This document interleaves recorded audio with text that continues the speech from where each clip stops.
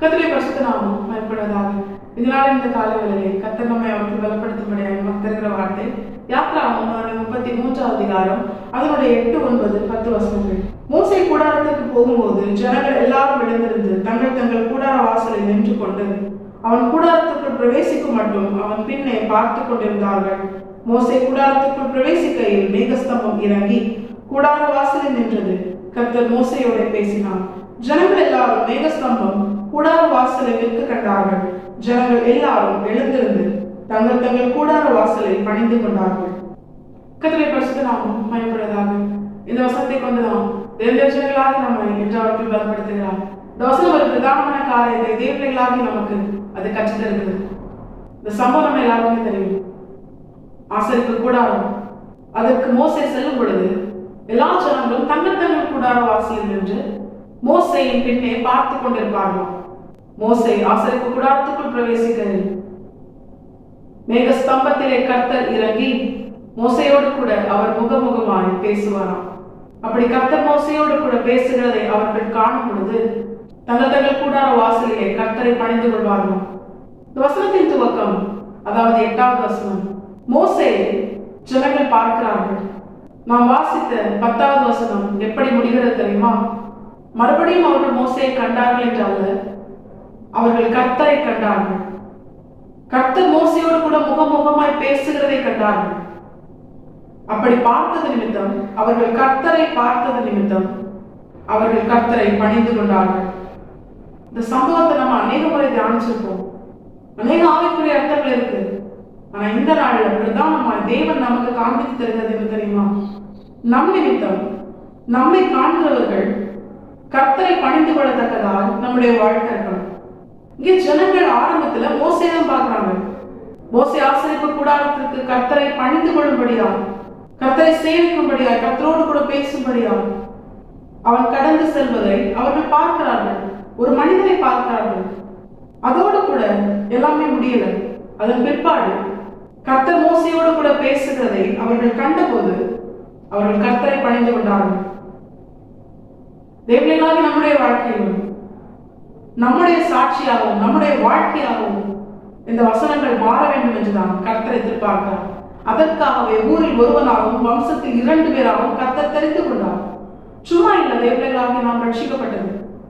இந்த உலகத்தில் அநேக நல்ல ஜனங்கள் சன்மார்க்கமாய் கர்த்தருக்கு பிரியமாய் நன்மையாய் நல்ல சுபாவங்களை கொண்ட ஜனங்கள் நம்மை காட்டிலும் எல்லா விதத்திலும் தகுதியானவர்கள் நம்மை சூழ்ந்திருக்கும் பொழுது எதற்கும் தகுதி இல்லாத, எதற்கும் பயன் இல்லாத நம்மை தேவன் தெரிந்து கொண்டு நம்மை அவருடையவர்கள் என்று அடையாளப்படுத்தி இந்த உலகத்திற்கு முன்பதாக நம்மை அவருடைய அன்பின் சாட்சியாய் நிறுத்த என்ன காரணம்? ஒரே ஒரு காரணம் தான். எப்படி மோசையை கண்டவர்கள் மோசையோடு கூட கர்த்தர் பேசுவதை, கர்த்தர் இருப்பதை கண்டு கர்த்தரை பணிந்து கொண்டார்களோ, அதே போல தேவர்களாகிய நம்மையும் நம்மை சூழ்ந்திருக்கிற ஜனங்கள் காணும் பொழுது நம்மோடு கூட கர்த்தர் இருப்பதை, கர்த்தர் நம்மோடு கூட பேசுவதை, கர்த்தர் நமக்காக செயல்படுவதை அவர்கள் கண்டு அவர்கள் கர்த்தரை பணிந்து கொள்ள வேண்டும். புதிய பாட்டிலே யோவான் 11வது அதிகாரம் 12வது அதிகாரம் லாசர் உயிரோடு ஆண்டவராக இயேசு கிறிஸ்துவால் எழுப்பப்பட்ட அந்த சம்பவம் எழுதப்பட்டிருக்கிறது. அந்த சம்பவத்துல தெளிவாய் கர்த்தர் நமக்கு காண்பித்து தருகிற ஒரு வசனம் தான், லாசர் நிமித்தமும் அநேக யூதர்கள் ஆண்டவராக இயேசு கிறிஸ்து மேல விசுவாசம் வைத்தார்கள் என்று. இதுதான் கர்த்தர் நம்ம இடத்துல எதிர்பார்க்கிறார். நம்மோடு கூட கர்த்தர் இருப்பதை நம்மை சுற்றி இருக்கிற ஜனங்கள் காண வேண்டும். நம்மோடு கூட கர்த்தர் பேசுவதை, கர்த்தர் நம்மோடு கூட இருந்து நமக்காக செயல்படுவதை நம்மை சூழ்ந்திருக்கிற ஜனங்கள், நம்மை காண்கிற ஒவ்வொரு கண்களும் அதை காண வேண்டும். அப்படி நம்மோடு கூட கர்த்தர் இருப்பதை கண்டால் மாத்திரமே அவர்கள் கர்த்தரை பணிந்து கொள்வார்கள். நான் கிறிஸ்தவன், நான் ரட்சிக்கப்பட்டவன் என்று என்னை நானே சொல்லிக் கொள்வதால் ஒரு பயனும் இல்லை. என்னை சூழ்ந்திருக்கிற ஜனங்கள் என்னோடு கூட கர்த்தர் இருப்பதை அவர்கள் காண வேண்டும். அவர்கள் அதை ருசிக்க வேண்டும். அப்பொழுதுதான் அவர்களுக்குள்ள ஒரு ரட்சிப்பின் அனுபவம் வரும். அவர்கள் கர்த்தரை பணிந்து கொள்கிற ஒரு தேவ பிள்ளைகளால் தங்களுடைய வாழ்க்கையில் மாறுவார்கள். இதற்கு மோசே செய்த ஒரே ஒரு காரியம் என்ன தெரியுமா? மோசையை குறித்து வேதம் சொல்லுகிறது, அவன் கர்த்தரோடு கூட முகமுகமாய் பேசினான். கர்த்தர் அவனோடு கூட பேசினான். ஒரு சிநேகிதனை போல கர்த்தர் மோசையோடு கூட முகமுகமாய் பேசினான். தேவர்களாக நாமும் இப்படிப்பட்ட ஒரு அனுபவத்தில் மாற வேண்டும் என்று கர்த்தர் வாஞ்சிக்கிறார். அந்த வாஞ்சை நமக்குள்ள இருக்கணும். ஆண்டவரே, நானும் உம்முடைய சிநேகிதனாக, உம்முடைய சிநேகிதியாக என்னுடைய வாழ்க்கையில வாழணும்.